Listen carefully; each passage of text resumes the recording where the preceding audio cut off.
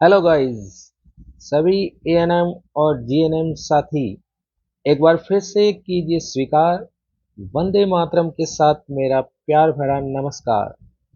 सभी साथियों का, विशेष रूप से चैनल से रिश्ता जोड़ने वाले नए साथियों का, आपके favourite digital sport the nursing डीमिस्टिफाइड channel पर हार्दिक स्वागत है। तो स्टूडेंट्स, आज के सेशन के बारे में तो अभी हम टॉपिक के बारे में बात करेंगे ही करेंगे, लेकिन उससे पहले करते हैं मन की बात। YouTube के अब तक के मेरे सफ़र में जिन जिन पुराने स्टूडेंट्स ने, नए स्टूडेंट्स ने और मेरे दोस्तों ने मुझे जो सपोर्ट किया है, आगे बढ़ने के लिए अपना जो कंट्रीब्यूशन दिया है, उसके लिए आप सभी का तहे दिल से शुक्रिया।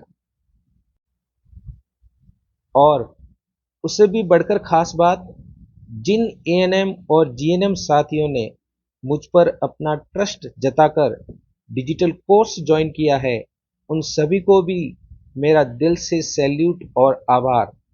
मैं आप सभी से कमिटमेंट करता हूं कि आपके एग्ज़ाम के लिए मैं अपनी तरफ से 200% बेस्ट एफर्ट दूंगा। तो फिर आइए आपके साथ मिलके एक बार फिर से करते हैं शुरू सिलेक्शन वाली तैयारी। तो साथियों, आज के वीडियो सेशन में हम दो खास अहम टॉपिक पे डिस्कस करने वाले हैं। एक है एनडीडी और दूसरा हम शुरू करेंगे वैक्सीनेशन।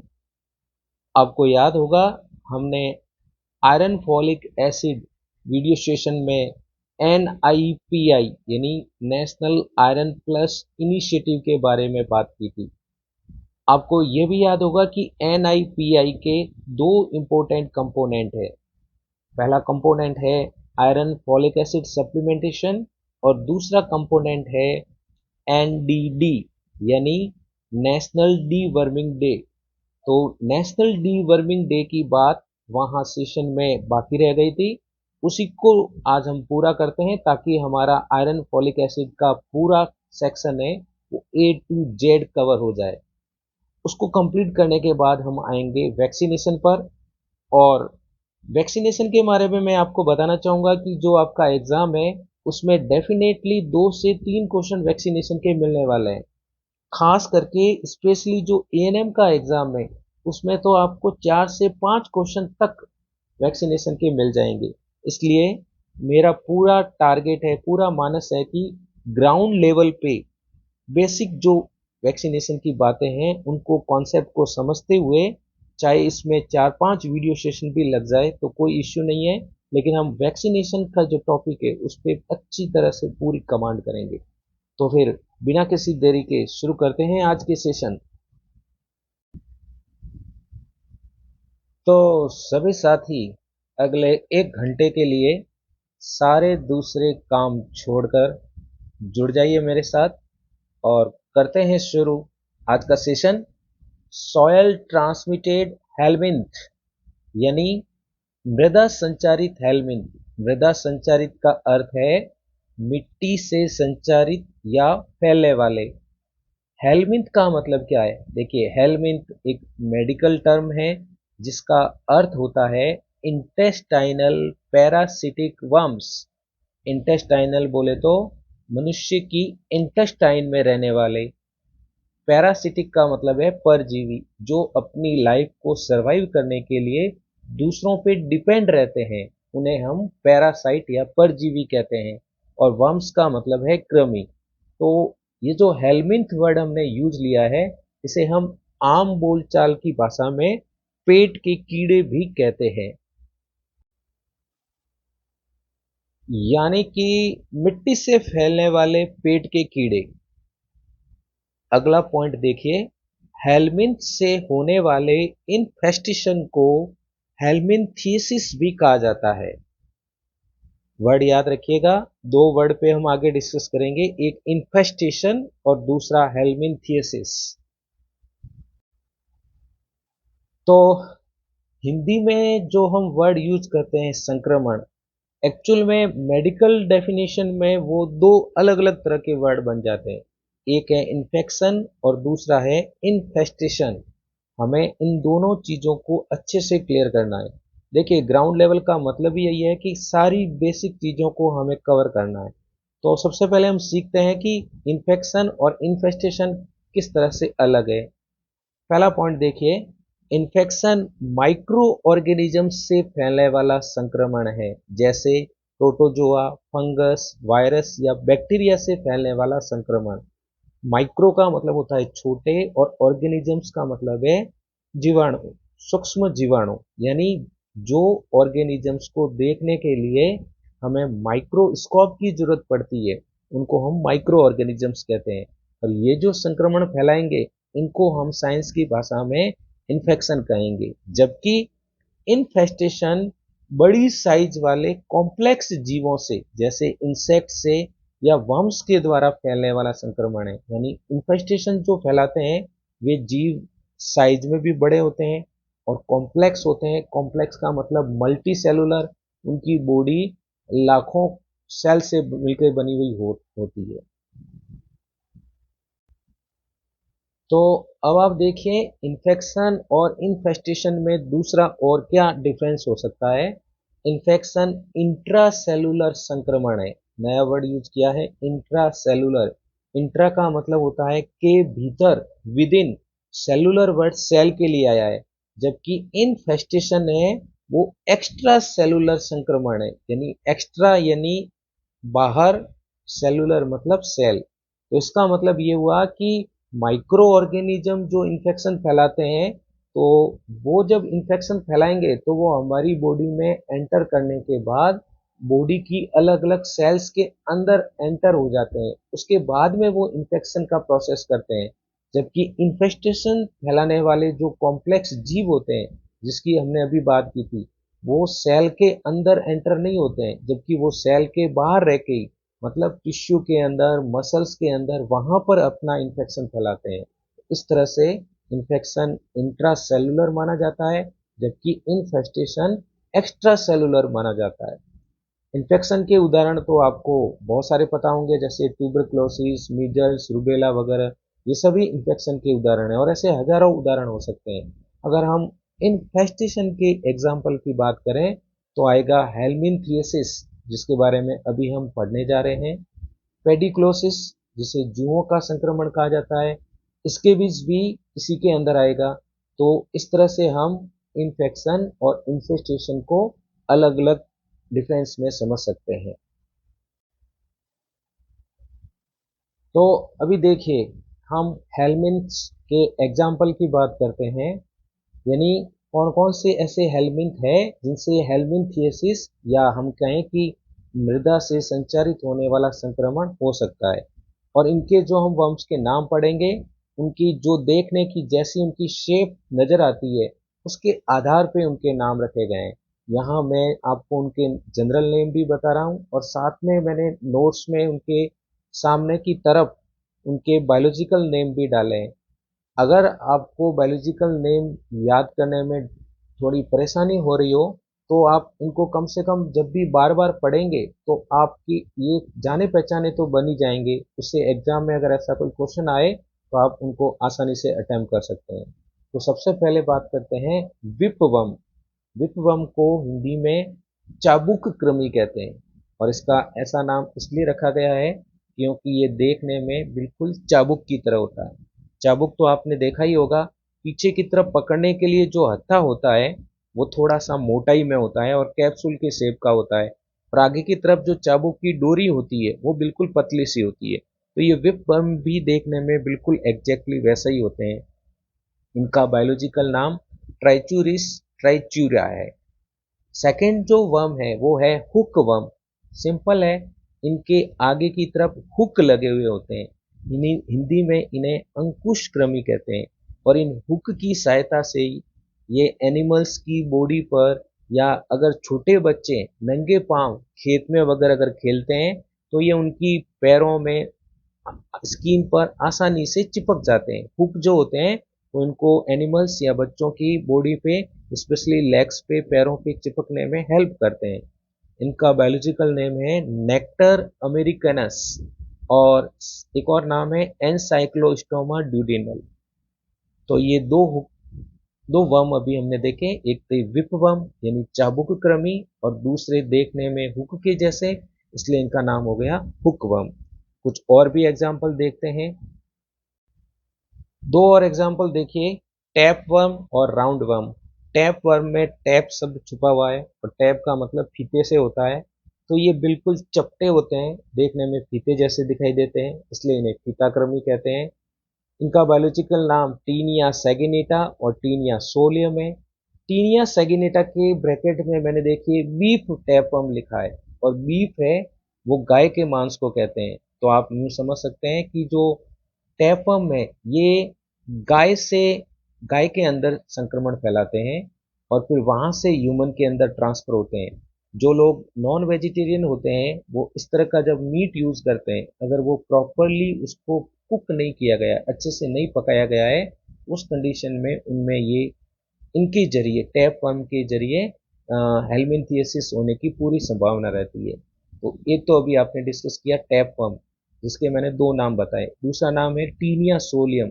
ये पॉर्क टैप वर्म कहते हैं इसे, क्योंकि ये सूअर में पाया जाता है, और सूअर का जो मांस होता है उसको अगर प्रॉपरली कुक नहीं किया जाए तो उससे भी ये संक्रमण फैल सकता है।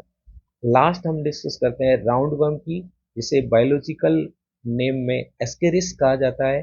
राउंड का मतलब होता है गोल, यानी कि इस कीड़े के, इस कृमि के जो दोनों सिरे होते हैं वो नुकीले नहीं होते और गोल होते हैं, इसीलिए हम इसे राउंड वर्म कहते हैं। और इससे फैलने वाली प्रॉब्लम को एस्केरियसिस भी कहा जाता है। इस तरह से हमने चार तरह के वर्म के बारे में बात की।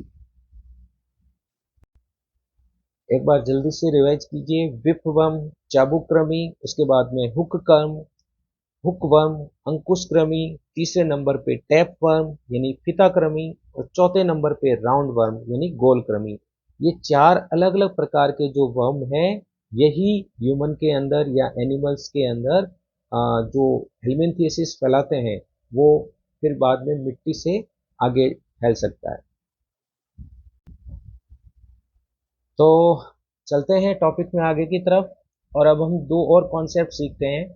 पहला क्वेश्चन तो हम ये समझने की कोशिश करते हैं कि ये जो वर्म्स होते हैं अलग अलग टाइप के, जो अभी हमने चार टाइप देखी, ये मिट्टी में आते कैसे हैं, और इसके अलावा ये कृमि संक्रमण फैलता कैसे है, इन दो बातों को हम समझते हैं। यहाँ पर हाइजीन का बहुत बड़ा रोल है स्टूडेंट्स। कृमि संक्रमण से ग्रसित बच्चे, यानी जिन बच्चों में ये वर्म इन्फेस्टेशन हो जाता है, या कुछ एनिमल्स की बात करें, जैसा मैंने बताया था कुछ हुक वाले वर्म्स होते हैं वो एनिमल्स में भी प्रेजेंट हो सकते हैं, और मैंने आपको बताया कि टैप वर्म जो होता है वो गाय के मांस में या सूअर के मांस में भी मौजूद होता है, तो उनकी बॉडी में भी मौजूद होता है। तो ये जो या तो इससे इन्फेक्टेड बच्चे हैं या फिर एनिमल्स हैं, वो जब ओपन एरिया में स्टूल पास करते हैं, ओपन एरिया में वो जब मिट्टी को कंटामिनेट करने की कोशिश करते हैं, तो इससे स्टूल, उनके स्टूल में हजारों की संख्या में एग्स मौजूद होते हैं। एग्स मतलब उनके अंडे उस स्टूल में मौजूद होते हैं, और जब वो मिट्टी के ऊपर गिरेंगे तो उससे मिट्टी भी संक्रमित हो जाएगी, यानी वो एग्स होंगे वो उस मिट्टी के अंदर आ जाएंगे।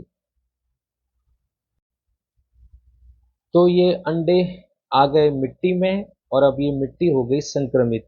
अब इसी संक्रमित मिट्टी में जब सब्जियां उगाई जाएगी, और वही उगी हुई सब्जियों को हम खाने में इस्तेमाल करेंगे, या इसी संक्रमित मिट्टी में यदि छोटे बच्चे नंगे पैर खेलेंगे, और बच्चे नंगे पैर भी नहीं खेल रहे हो, तो जब बच्चों की विशेष आदत होती है मिट्टी में खेलना, तो जब वो मिट्टी में खेलेंगे और यदि उनके नाखून बहुत बड़े हैं, तो उस केस में यदि वो खाने से पहले हाथ नहीं धोएंगे, तो ये जो सभी पॉइंट है, यदि सब्जियां की बात करें या नंगे पैर खेल रहे हो या बच्चे मिट्टी में खेल रहे हो, उनके नाखून बड़े हो और वो खाना खाने से पहले हाथ नहीं धो रहे हो, ये सभी जो रीजन है, इन सभी रीजन के जरिए ये जो एग्स है वो ओरल रूट से बच्चों की इंटेस्टाइन में पहुंच जाएंगे। तो जैसा कि मैंने अभी बताया कि ये जो हेलमिंथियासिस की प्रॉब्लम है ये एनिमल्स में भी होती है। तो और एनिमल्स से वो गांवों में पानी में, नदी तालाब वगैरह में भी नहाते हैं। तो इसके अलावा नदी और तालाब के पानी में भी वर्म के एग्स हो सकते हैं। इस पानी को यदि हम बिना बॉयल किए पिए तो वर्म इन्फेस्टेशन आराम से हो सकता है। कुछ एनिमल्स है वो भी कृमि संक्रमण से ग्रसित होते हैं, जैसे टैप वर्म की हमने अभी बात की थी, और उनके मीट से भी, स्पेशली यदि उसे अच्छी तरह से कुक नहीं किया जाए तो उससे भी मनुष्य में वर्म इन्फेस्टेशन यानी कृमि संक्रमण फैल जाता है। और अब तक आप ये तो अच्छे से समझ गए होंगे कि इन्फेक्शन अलग चीज है और इन्फेस्टेशन बिल्कुल अलग चीज है। तो स्टूडेंट्स, अब हम ये समझने की कोशिश करते हैं कि ये जो वर्म इन्फेस्टेशन की प्रॉब्लम है, इसको इतनी गंभीर समस्या क्यों मान के चल रहे हैं, इस पे इतना ज्यादा गवर्नमेंट के द्वारा फोकस क्यों किया जा रहा है, और इसके पीछे सबसे बड़ा जो रीजन है कि इन वर्म इन्फेस्टेशन से बच्चों के अंदर एनीमिया की प्रॉब्लम हो रही है और साथ साथ में उनके अंदर माल न्यूट्रिशन और कुपोषण भी उत्पन्न हो रहा है। इसके अलावा यदि हम वर्म इन्फेस्टेशन के अन्य लक्षण देखें तो वर्म इन्फेस्टेशन के कारण बच्चों में वृद्धि और विकास रुक जाता है, उनमें बहुत अधिक थकान रहती है, एब्डोमिनल पेन और डायरिया की कंप्लेंट रहती है, और उनमें एनोरेक्सिया हो जाता है। एनोरेक्सिया मेडिकल टर्म है, इसको आप अच्छे से याद कीजिए। एनोरेक्सिया का मतलब होता है लॉस ऑफ एपिटाइट, यानी कि भूख नहीं लगना की प्रॉब्लम को मेडिकल टर्म में, चिकित्सक की भाषा में एनोरेक्सिया कहा जाता है। तो आप यहाँ समझ पा रहे होंगे कि कृमि संक्रमण को गंभीर समस्या क्यों माना गया है, क्योंकि इसके पीछे मेन जो प्रॉब्लम है एनीमिया और कुपोषण उत्पन्न हो रहा है, और स्पेशली विकासशील देशों के अंदर जहाँ पर हाइजीन पे ज़्यादा ध्यान नहीं दिया जा रहा है, वहाँ पर ये चीज़ बहुत ज़्यादा डेवलप हो रही है।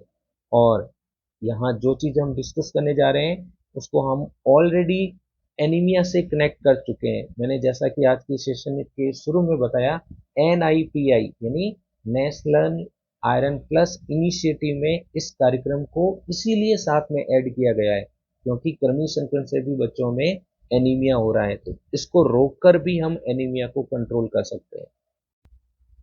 तो गाइस, मैं उम्मीद करता हूँ कि आज का टॉपिक आपको काफ़ी अच्छी तरह से समझ में आ रहा होगा।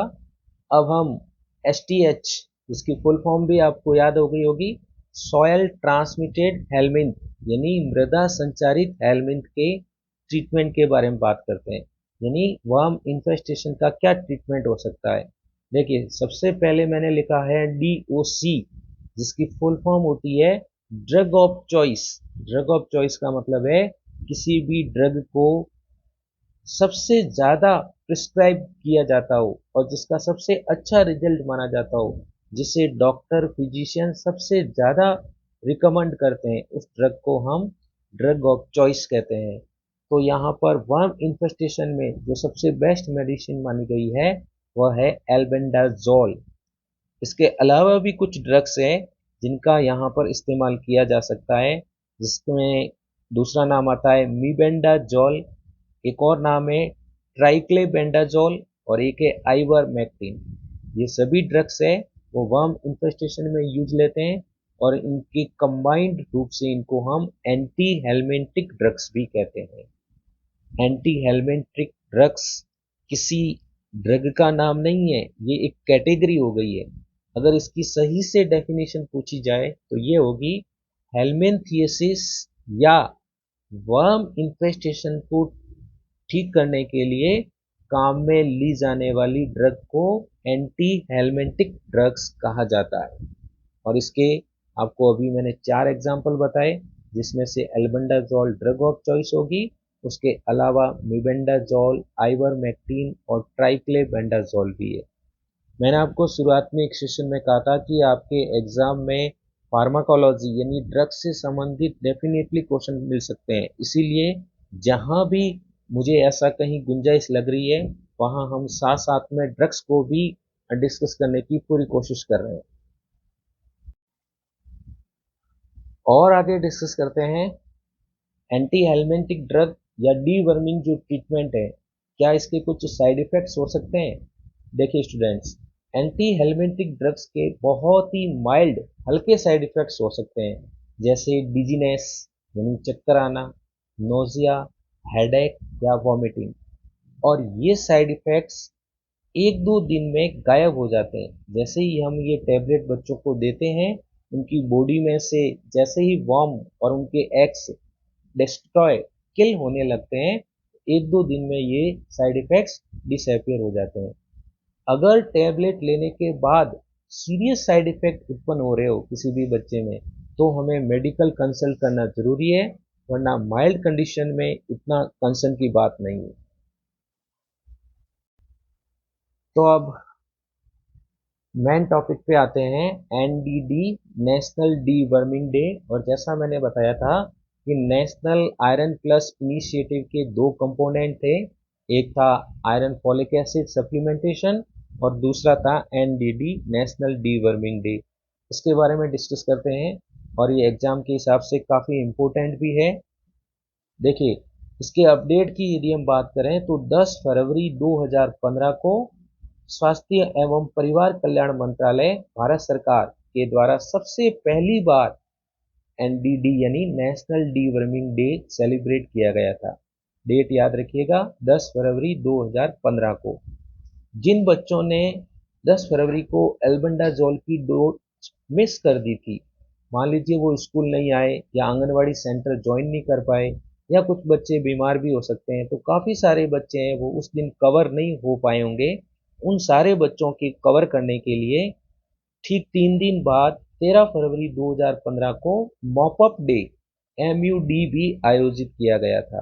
तो इसके बारे में भी आपको ध्यान रखना है कि जब जब नेशनल डीवर्मिंग डे सेलिब्रेट किया जाएगा, ऑर्गेनाइज किया जाएगा, तो उसके 3 से 4 दिन बाद मिस हो चुके बच्चों को कवर करने के लिए मॉपअप डे भी ऑर्गेनाइज किया जाएगा। प्रत्येक साल साल में 2 बार यानी बाई एनुअल 10 फरवरी को और दूसरी बार अगस्त में एनडीडी आयोजित किया जाता है। यानी इस डे को साल में 2 बार आयोजित करते हैं, एक फरवरी में और एक अगस्त में। टारगेट एज ग्रुप क्या होगा, यानी इस डे को हमें कौन से बच्चों को एल्बेंडाजोल टैबलेट दी जानी चाहिए? 1 से लगाकर 19 वर्ष तक के सभी बच्चे, इसमें लड़के और लड़कियां और साथ में किशोर बालक बालिकाएं, एडोलसेंट गर्ल्स और बॉयज, सबको कवर करना है। इसलिए हमने टारगेट एज ग्रुप का नाम रखा है 1 से 19 वर्ष। एनडीडी वेन्यू साइट कहाँ होगी, यानी इस एज के बच्चों को और एडोलसेंट बॉयज और गर्ल्स को एल्बेंडाजोल टैबलेट देनी कहाँ पर है? 1 से 5 साल के बच्चों को तो हम कवर करेंगे आंगनवाड़ी सेंटर पर, और 6 से 9 साल तक के बच्चों को कवर करेंगे स्कूल के अंदर। कौन सी स्कूल? सभी गवर्नमेंट स्कूल और गवर्नमेंट एडेड स्कूल में, यानी सरकारी स्कूलों में और सरकार की द्वारा अनुदान प्राप्त स्कूलों में, सरकार के द्वारा मान्यता प्राप्त स्कूलों में इसे कवर किया जाएगा। तो गवर्नमेंट स्कूल या गवर्नमेंट एडेड स्कूल, यानी मैं फिर से क्लियर कर दूं, सरकारी स्कूल एवं सरकारी अनुदान प्राप्त स्कूलों में बच्चों को एल्बेंडाजोल टैबलेट दी जाएगी, जिनकी एज 1 साल से 19 साल के बीच में होनी चाहिए। देखिए, जब भी मैं कोई टॉपिक लेके आता हूँ तो मैं अपनी तरफ से पूरी कोशिश करता हूँ कि जिस टॉपिक को मैंने चूज किया है उसकी A to Z आपको जानकारी है, सारे नोट्स है वो आपको एक ही जगह पे मिल जाए। जैसे अभी हम एनडीडी के बारे में बात करते हैं तो वहाँ पे डिजीज से रिलेटेड बात, ट्रीटमेंट की बात, प्रोग्राम कब स्टार्ट हुआ, कब बनाते हैं, वो सारी चीज़ें मैं एक जगह कवर करने की कोशिश करता हूँ। इससे आपको बेनिफिट ये होगा कि उस पर्टिकुलर टॉपिक पे, उस खास टॉपिक पे आपकी बहुत अच्छी कमांड हो जाएगी और आपको एक अंदर से कॉन्फिडेंस फील होगा कि इससे रिलेटेड अगर कोई भी सवाल आए तो मैं आसानी से उसको सॉल्व कर सकता हूँ या कर सकती हूँ। और साथ में टॉपिक को अच्छे से क्लियर करने के बाद जब आप MCQ कोई भी बुक उठा के और प्रैक्टिस करेंगे तो आपको प्रैक्टिस करने में भी एंजॉय आएगा, और अगर बुक में कोई मिस्टेक रह गई है तो उसको आप खुद ठीक भी कर सकते हैं। चलिए हम आगे बात करते हैं, एल्बेंडाजोल टेबलेट देने का सही तरीका क्या रहेगा। सबसे इम्पोर्टेंट बात, 1 साल से कम एज वाले बच्चों को ये टैबलेट हरगिज नहीं देनी है। 1 से 2 साल तक के बच्चों को जब ये टैबलेट देनी है तो आपको हाफ टैबलेट देनी है। कौन सी टैबलेट? एल्बेंडाजोल की जो 400 mg की सप्लाई वाली टैबलेट आती है, जिसकी स्टैंडर्ड डोज 400 mg की है। डोज भी याद रखनी पड़ेगी आपको। इसी टैबलेट को आपको हाफ देनी है, आधी देनी है। कौन सी एज में? 1 से 2 साल तक के बच्चों में। और 1 साल से कम एज के बच्चों में तो देनी ही नहीं है। 2 साल से बड़ी एज वाले बच्चे हैं, लास्ट 19 साल तक, वहां सभी को आपको एक टैबलेट देनी है। एक चीज और क्लियर कर दूं, अल्बेंडाजोल टैबलेट को भूखे पेट दिया जा सकता है। अगर खाना खाया हुआ है तो अच्छी बात है, लेकिन हमें ये नहीं सोचना है कि भूखे पेट दे दिया है, इस वजह से बच्चों में साइड इफेक्ट्स हो रहे हैं। ऐसा कोई खास रीजन नहीं है। छोटी एज के बच्चों को जब आप टैबलेट दे रहे हैं तो उनको उस टैबलेट को निगलने में हो सकता है परेशानी हो रही हो, तो आप उसको 2 टुकड़े करके, थोड़ा सा क्रश करके, क्रश का मतलब थोड़ा सा बारीक करके, और स्पून में पानी के साथ भी दे सकते हैं। और बच्चे चाहें तो उस टैबलेट को चबा कर भी ले सकते हैं। डोंट मीन्स एल्बेंडाजोल के केस में हमें 1-2 स्टेप हरगिज नहीं करने हैं, इनसे हमें बचना है। एक बात तो पहले ही डिस्कस हो चुकी है, 1 साल से कम एज वाले बच्चों को एल्बेंडाजोल टेबलेट नहीं देनी है। दूसरा, अगर 1 से 19 साल के बीच की कैटेगरी का कोई बच्चा बीमार आपको लग रहा है तो उस बच्चे को भी हमें टेबलेट नहीं देनी है। ऐसे जो भी बच्चे हैं उनको हम 4-5 दिन बाद जो MUD ऑर्गेनाइज करेंगे, मॉपअप डेज ऑर्गेनाइज करेंगे, उस टाइम उनको कवर कर सकते हैं। तो बीमार बच्चों को टैबलेट नहीं देंगे और ऐसे बच्चों को हम मॉपअप डे वाले दिन टैबलेट दे सकते हैं। अभी मैंने आपसे कहा कि जब हम टॉपिक पढ़ेंगे तो उसकी A to Z इंफॉर्मेशन है वो एक ही टॉपिक में पूरा कवर करेंगे। तो डीवर्मिंग को प्रेगनेंसी में भी फॉलो करना है।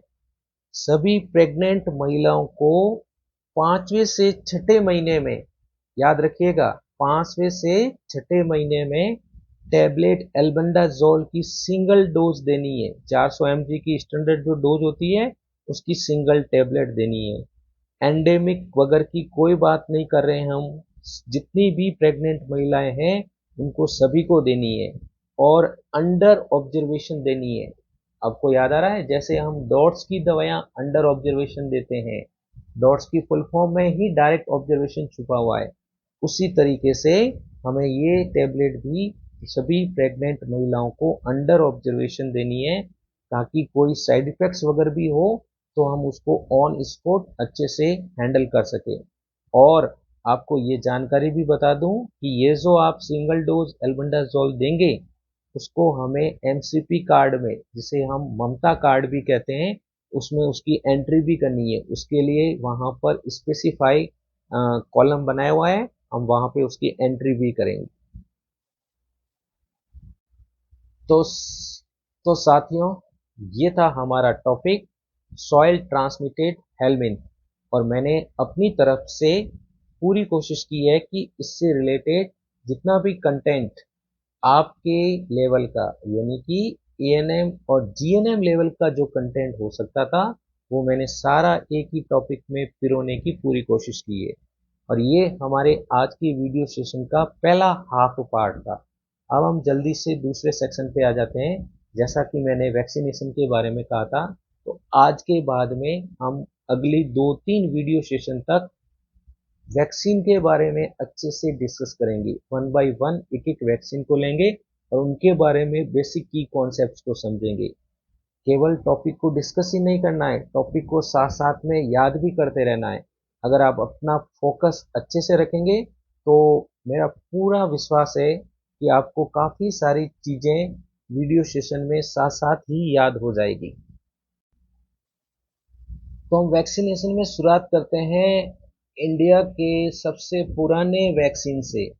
अगर आपको याद आ रहा हो तो जब मैंने वैक्सीनेशन के माइलस्टोन के बारे में आपसे डिस्कस किया था, तब आपको बताया था 1962 में जब भारत में नेशनल ट्यूबरक्लोसिस कंट्रोल प्रोग्राम यानी NTCP की शुरुआत हुई थी, तभी से भारत के अंदर BCG टीके का इस्तेमाल किया जा रहा है। तो आज के वैक्सीनेशन वाले पार्ट में सबसे पहले हम डिस्कस करते हैं बीसीजी।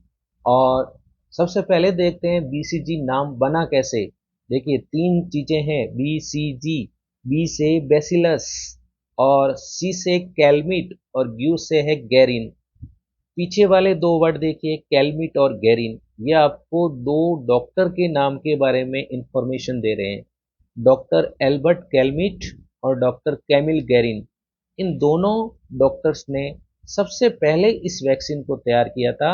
और उन्हीं को ऑनर देने के लिए, उन्हीं को सम्मान देने के लिए उनके नाम पे वैक्सीन का नाम बीसीजी रखा गया है। अब पूरे नाम के अंदर जो बेसिलस है उसका मीनिंग बाकी रह गया है, उसको अभी हम डिस्कस करते हैं। तो स्टूडेंट्स समझिए, बीसीजी में जो पहला वर्ड है बेसिलस, उसका अर्थ होता है कैप्सूल शेप, यानी कैप्सूल के आकार का। यहां देखिए AFB, एसिड फास्ट बेसिलस लिखा है मैंने, और एसिड फास्ट बेसिलस है वो एक्चुअल में टीबी के बैक्टीरिया का भी नाम है। और मैं आपको ये भी बता दूं कि टीबी का जो डायग्नोस्टिक टेस्ट करते हैं उसको स्पुटम माइक्रोस्कोपिक टेस्ट बोलते हैं, जिसमें हम स्पुटम की जांच करते हैं, क्योंकि टीबी से ग्रसित व्यक्ति के स्पुटम में टीबी का बैक्टीरिया मौजूद हो सकता है। और इस टेस्ट को हम AFB भी कहते हैं, जिसका फुल फॉर्म है एसिड फास्ट बेसिलस। तो बेसिलस का यहाँ पे मतलब हुआ कैप्सूल की शेप का, यानी कि टीबी का जो बैक्टीरिया होता है उसे ही बेसिलस कहा जाता है, और टीबी की रोकथाम के लिए ही हम बीसीजी लगाते हैं। तो इस तरह से आप समझ गए होंगे कि इस वैक्सीन का नामकरण किस तरह से किया गया है। बी से बेसिलस, सी से कैलमिट, और जी से गैरिन। बीसीजी में आगे का कॉन्सेप्ट समझते हैं। बीसीजी वैक्सीन लाइव एटीन्यूटेड यानी जीवित तनुकृत वैक्सीन है। क्यों? क्योंकि इसे माइकोबैक्टीरियम बोवाइस नामक जीवित बैक्टीरिया के कल्चर से तैयार करते हैं। इसे हम लाइव बैक्टीरिया से तैयार कर रहे हैं, इसलिए ये वैक्सीन भी कैसी टाइप का हो गया, लाइव वैक्सीन हो गया। और ये लाइव वैक्सीन है, यहाँ पर आपको दो बातें और अच्छे से दिमाग में सीखनी है।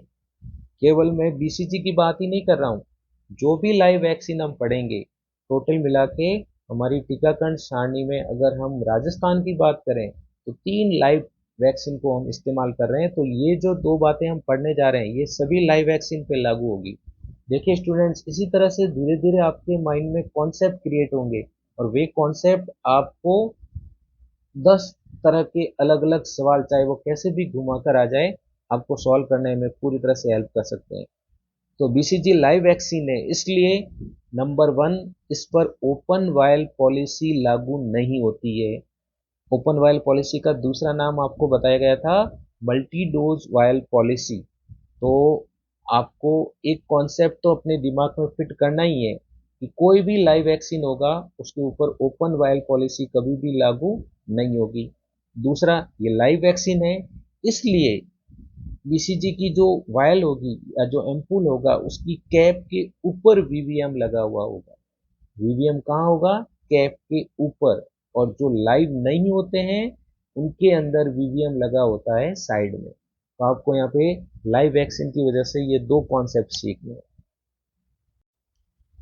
आगे देखिए, बीसीजी पाउडर फॉर्म में सप्लाई में मिलता है। पाउडर फॉर्म का मतलब है लाइपोलाइज्ड फॉर्म में, एम्पूल के अंदर ये हमें सप्लाई में मिलता है। और इसका अगर हमें घोल बनाना है, सॉल्यूशन बनाना है, तो इसके अंदर हमें डाइल्यूएंट मिक्स करना पड़ेगा। डाइल्यूएंट यानी विलायक के रूप में हम इसके अंदर 1 ml sodium chloride solution mix करते हैं। याद रखिएगा कौन सा डाइल्यूएंट यूज करना है, सोडियम क्लोराइड, और कितनी मात्रा, 1 ml मात्रा इसके अंदर मिक्स करनी है। टीकाकरण सारणी के सभी वैक्सीन में से बहुत ही इंपॉर्टेंट चीज डिस्कस करने जा रहा हूं, और आपको ये एक और कॉन्सेप्ट याद रखना है। देखिए वैक्सीनेशन में आप जितने ज्यादा कॉन्सेप्ट क्लियर करेंगे उतना ही आपका वैक्सीनेशन का टॉपिक है वो अच्छे से कवर होगा, आप उसमें मास्टर बन जाएंगे। तो यहाँ एक और कॉन्सेप्ट याद कीजिए आप, टीकाकरण सारणी के सभी वैक्सीन में से केवल 2 वैक्सीन पाउडर फॉर्म में आते हैं। जितने भी वैक्सीन है उनमें से केवल 2 वैक्सीन आपको पाउडर फॉर्म में मिलेंगे।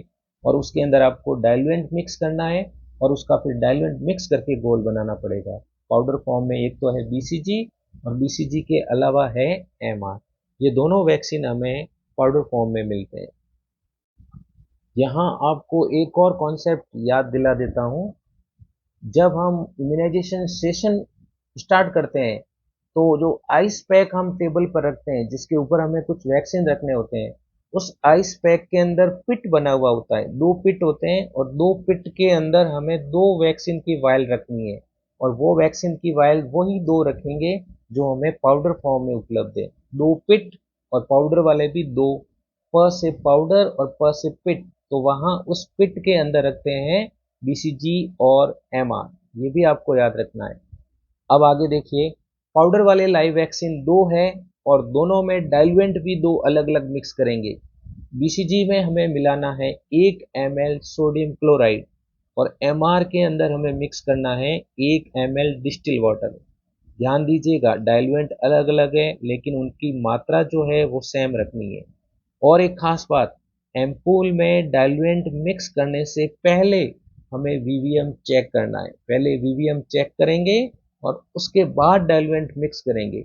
अगर वीवीएम आपको अनयूजेबल लग रहा है, नॉन यूजेबल अगर आपको वीवीएम नजर आता है, यानी कि थर्ड और फोर्थ स्टेज में वीवीएम है, तो उस कंडीशन में आपको डाइल्यूएंट मिक्स करने की जरूरत ही नहीं है। तो बीसीजी हम डिस्कस कर रहे हैं और बढ़ते हैं टॉपिक में आगे। चूंकि बीसीजी लाइव वैक्सीन है, इसलिए इसे पुनर्निर्मित यानी रिकॉन्स्टिट्यूट करने के बाद तीन खास बातें उसी दिन 4 घंटे के भीतर इस्तेमाल करेंगे। कितने घंटे? 4 घंटे। अच्छे से याद रखिएगा, जैसे ही आपने घोला बीसीजी के अंदर, आपने बीसीजी वायल के अंदर, एम्पूल के अंदर आपने 1 ml सोडियम क्लोराइड डाला, उसी टाइम आपको मार्कर पेन से उसके ऊपर डेट और टाइम लिखना है, कितने बजे आपने उसका सॉल्यूशन बनाया है, और उस टाइम के ठीक 4 घंटे के अंदर अंदर ही उसे यूज लेना है। उसके बाद में उसे हम जो भी प्रोटोकॉल है उसके बाद में उस प्रोटोकॉल के हिसाब से हम उसे डिस्कार्ड कर देंगे। तो पहला पॉइंट क्या आया? एक बार उसे पुनर्निर्मित यानी कि रिकॉन्स्टिट्यूट करने के बाद, नंबर 1, उसी दिन 4 घंटे के अंदर इस्तेमाल करना है। धूप से बचा के रखेंगे और 2 डिग्री से 8 डिग्री के बीच में स्टोर करके रखेंगे। और इतना टेम्परेचर मेंटेन करने के लिए ही हम इसे आइस पैक में पिट के अंदर रखते हैं। 2 से 8 डिग्री टेम्परेचर मेंटेन करने के लिए सोल्यूशन बनाने के बाद बीसीजी वैक्सीन के एम्पूल को आइस पैक के पिट में रखते हैं। दो पिट है, अभी बात की थी। एक पिट के अंदर बीसीजी एम्पूल और दूसरे के अंदर एमआर के एम्पूल। अब हम बीसीजी में सीखते हैं कि बीसीजी वैक्सीन की डोज कैसे इस्तेमाल करनी है। बीसीजी वैक्सीन को लगाने का सबसे बेस्ट टाइम, अगर सही समय है, वो तो एट बर्थ है। जैसे ही बच्चे की डिलीवरी हो जाए उसके बाद जितना जल्दी संभव हो सके हम बीसीजी वैक्सीन लगाएं तो वही सबसे बेस्ट टाइम है।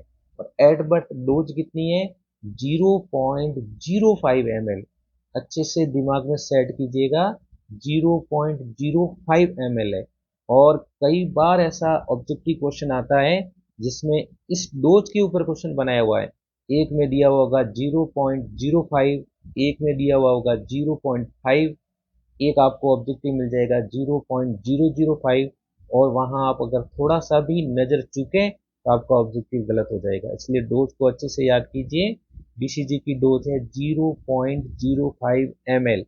और ये हम अभी हमने देखा, इसका बेस्ट टाइम तो है एट बर्थ, लेकिन फिर भी हम इसको 1 महीने तक इसी डोज को लगा सकते हैं। मतलब अगर किसी न्यूबॉर्न में किसी भी वजह से एट बर्थ यदि 0.05 ml डोज नहीं लग पाई है, 1 महीने तक हमें 0.05 ml ही डोज लगानी है। आगे देखिए, कॉन्सेप्ट समझिए। टीकाकरण सारणी में केवल यानी ओनली एंड ओनली बीसीजी एकमात्र ऐसा वैक्सीन है जिसकी डोज 0.05 ml है। सिंगल एग्जाम्पल है। इसके अलावा पूरी वैक्सीनेशन शेड्यूल में, पूरी टीकाकरण सारणी में आपको कोई और वैक्सीन की डोज 0.05 नहीं मिलेगी। केवल और केवल बीसीजी के लिए ही ये यूज करना है, और वो भी कब? एट बर्थ या मैक्सिमम 1 मंथ तक।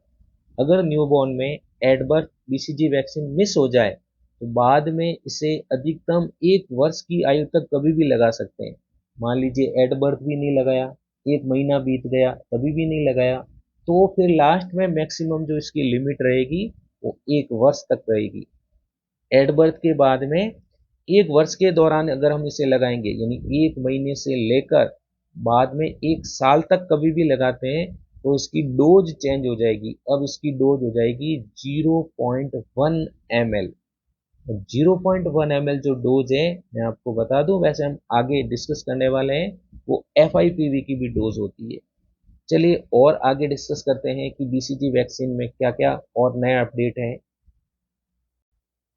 अब हम डिस्कस करते हैं एग्जाम में आने लायक क्वेश्चन, और जो आपको बहुत ही कम बुक के अंदर मिलता होगा। एक बीसीजी एम्पूल से एट बर्थ या 1 माह तक कितने न्यूबॉर्न बेबी को हम बीसीजी लगा सकते हैं। देखिए, एक बीसीजी एम्पूल होगी, उसके अंदर हमने 1 ml सोडियम क्लोराइड डाइल्यूएंट डाला था, तो उसका टोटल विलियन कितना हो गया, 1 ml। और एट बर्थ से लगा के 1 महीने तक हमें बीसीजी की डोज कितनी लगानी है, 0.05 ml।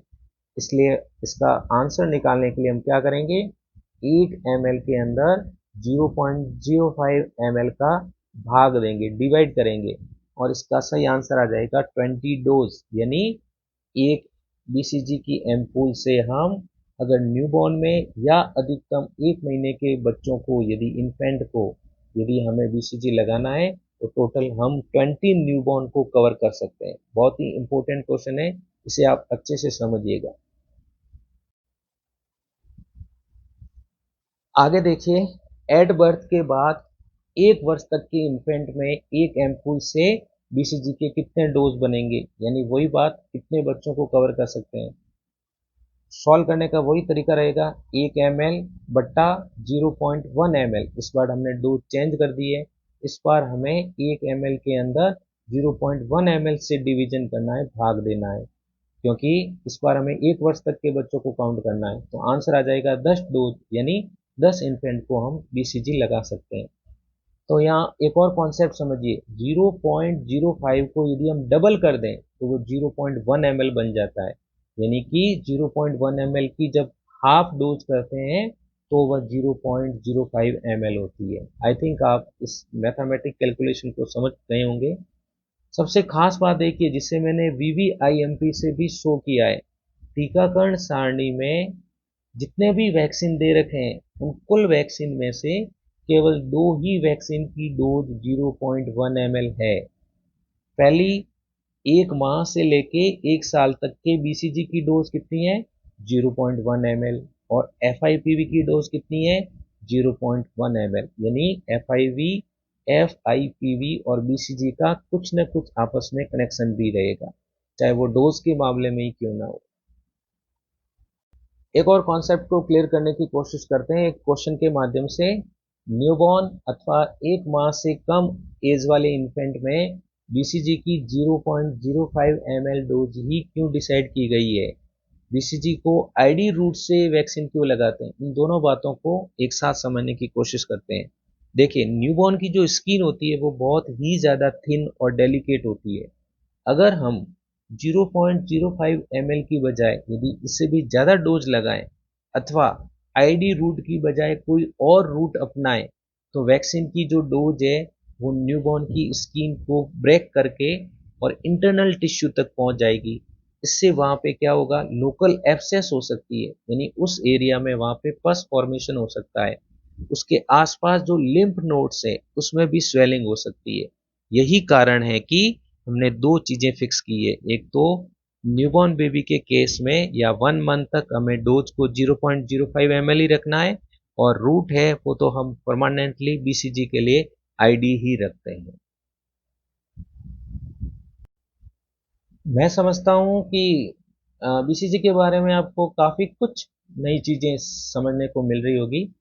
एक और कॉन्सेप्ट क्लियर करते हैं, बीसीजी वैक्सीन में डाइल्यूएंट के रूप में डिस्टिल वाटर यूज क्यों नहीं करते हैं। देखिए, डिस्टिल वाटर जो होता है वो स्किन को इरिटेट करता है, और बीसीजी को हम आईडी रूट से लगा रहे हैं, और आईडी रूट में जो भी हम वैक्सीन का सोल्यूशन यूज करेंगे वो स्किन के डायरेक्ट कांटेक्ट में आएगा। इसलिए डिस्टिल वाटर युक्त बीसीजी वैक्सीन से इंजेक्शन साइट पर अल्सर बन जाएंगे और इसी वजह से हम यहाँ पर डिस्टिल वाटर को एज ए डाइल्यूएंट अवॉइड कर रहे हैं। वैक्सीनेशन के बारे में एक और कॉन्सेप्ट सीखते हैं।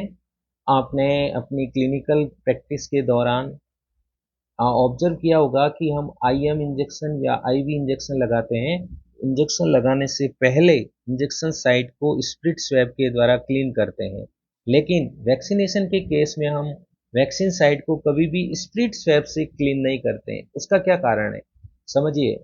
सभी लाइव वैक्सीन में वैक्सीन लगाने से पहले यानी इंजेक्शन लगाने से पहले इंजेक्शन साइट को या वैक्सीन साइट को कभी भी स्प्लिट या और भी किसी अन्य एंटीसेप्टिक सोल्यूशन से स्वैब द्वारा क्लीन नहीं करना चाहिए।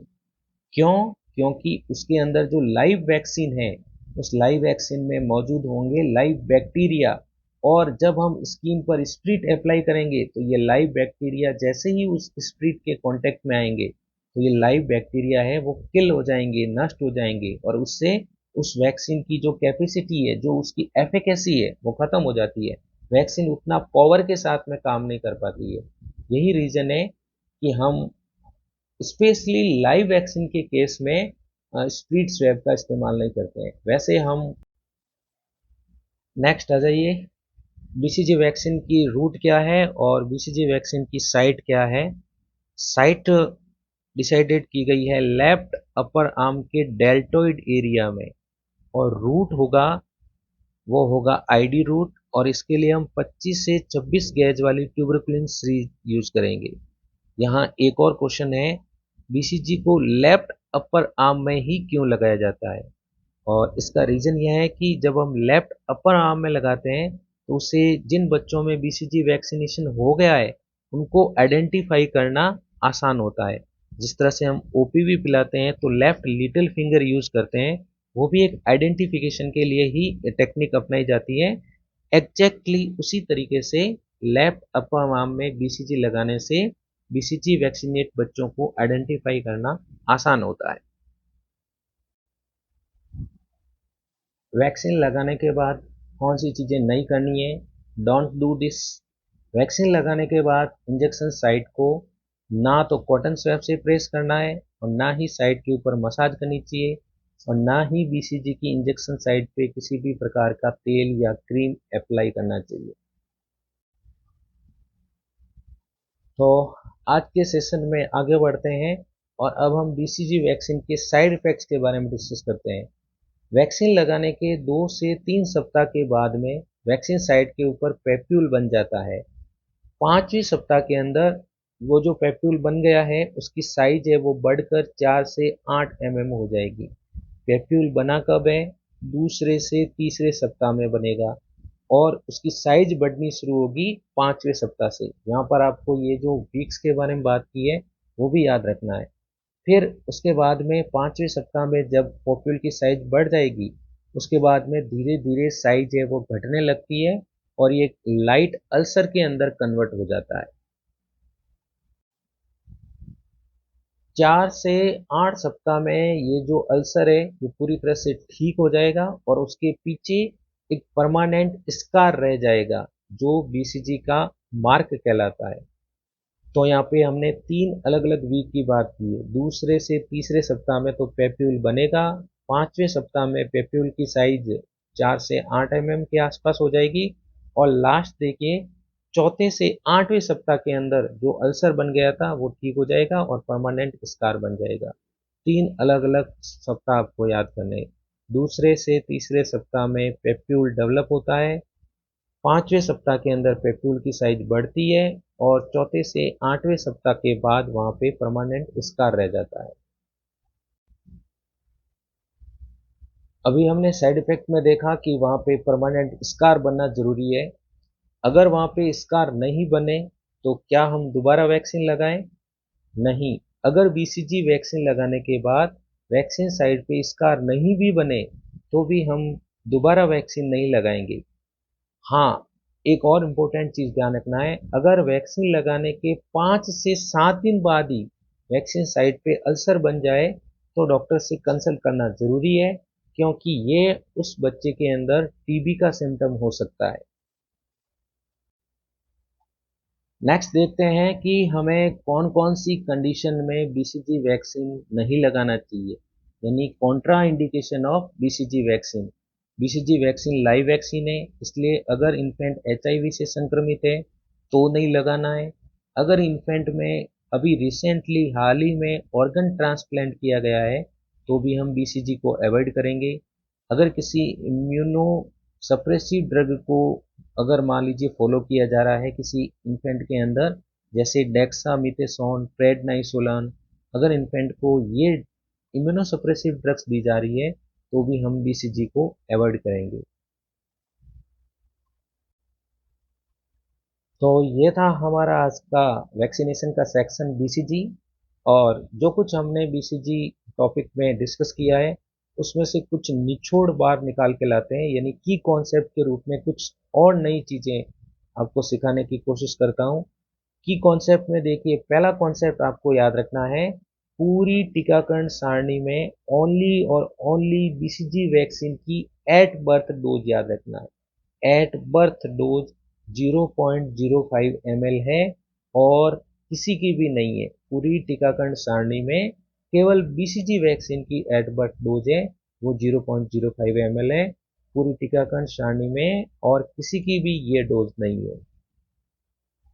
दूसरा कॉन्सेप्ट समझिए, एक मंथ से लेके एक ईयर तक बीसीजी की जो 0.1 ml डोज हम लगाते हैं वही डोज एफआईपीवी की भी है, और एफआईपीवी के अलावा पूरी टीकाकरण सारणी में किसी भी और वैक्सीन की डोज 0.1 ml नहीं है। बीसीजी और एफआईपीवी दोनों का रूट इंट्राडर्मल है, तो क्या दोनों वैक्सीन की साइट भी सेम टू सेम है? नहीं। ओनली एफआईपीवी की थर्ड डोज है वो हमें लेफ्ट अपर आर्म में आईडी लगानी है। दोनों का रूट आईडी जरूर है, लेकिन एफआईपीवी की third dose left upper arm में लगाएंगे, जबकि इसकी फर्स्ट और सेकंड डोज जो होती है वो राइट अपर आर्म में लगाते हैं। इस तरह से इनकी साइट अलग अलग है। एफआईपीवी की फर्स्ट डोज 6 वीक पे, सेकंड डोज 14 वीक्स पे लगाई जाती है, जबकि इसकी तीसरी डोज है वो 9 मंथ्स में हम एमआर के साथ और विटामिन ए सोल्यूशन के साथ में इंजेक्ट करते हैं। तो ये था आज का हमारा वीडियो सेशन का सेकंड सेक्शन बीसीजी। ठीक इसी तरह से हम एक एक करके सारे वैक्सीन के बारे में रूट लेवल पे उनकी बेसिक चीज़ों को क्लियर करने की कोशिश करेंगे। तो मैं उम्मीद करता हूं कि आज की वीडियो सेशन में सॉइल ट्रांसमिटेड हेलमिंथ और सेशन के दूसरे पार्ट बीसीजी से आपको काफ़ी सारी नई चीज़ें सीखने को मिलेगी, और ये सारे नए कॉन्सेप्ट आपको एग्ज़ाम में क्वेश्चंस को सॉल्व करने में काफ़ी ज़्यादा मददगार साबित होंगे। जिन एएनएम और जीएनएम कैंडिडेट्स ने हमारा 11 स्टार फैसिलिटी वाला प्रीमियम कोचिंग प्लान ज्वाइन किया है, उनमें से करीब करीब सभी साथियों ने कोर्स में लॉगिन कर लिया है। एक दो कैंडिडेट जो पीछे रह गए हैं उनको भी कल लॉगिन करवा लिया जाएगा। अगर आप भी हमारे कोचिंग प्लान का हिस्सा बनने में इंटरेस्टेड हैं तो मोस्ट वेलकम। किसी भी साथी को हमारे प्रीमियम कोर्स से रिगार्डिंग या डिस्काउंट ऑफर के बारे में डिटेल इन्फॉर्मेशन चाहिए तो हमसे कांटेक्ट जरूर करें। प्रीमियम कोचिंग प्लान में व्यस्तता के कारण अब आगे की क्लासेस यूट्यूब पर रेगुलर नहीं हो पाएगी, पर मैं आप सभी से वादा करता हूं कि जब भी कोई इम्पोर्टेंट वीडियो सेशन होगा तो मैं उसे यूट्यूब पर जरूर रिलीज करूंगा। तो आज की क्लास यहीं तक, और ये तो मैं ऑलरेडी बता ही चुका हूँ कि अगले 2-3 वीडियो सेशन में हम वैक्सीनेशन को ही पूरा A to Z कवर करने की कोशिश करेंगे। वीडियो सेशन को फिनिश करने से पहले आप सभी को बस यही कहने का मन कर रहा है कि कीजिए धाकड़ मेहनत और पूरा प्रयास, फिर देखना सफलता खुद चलकर आएगी आपके पास। मेरे सभी वीडियो सेशन को ध्यान से अटेंड करने के लिए, चैनल को सब्सक्राइब करने के लिए, आपके इतने प्यार और सपोर्ट के लिए सभी को तहे दिल से धन्यवाद, आभार। Thank you so much.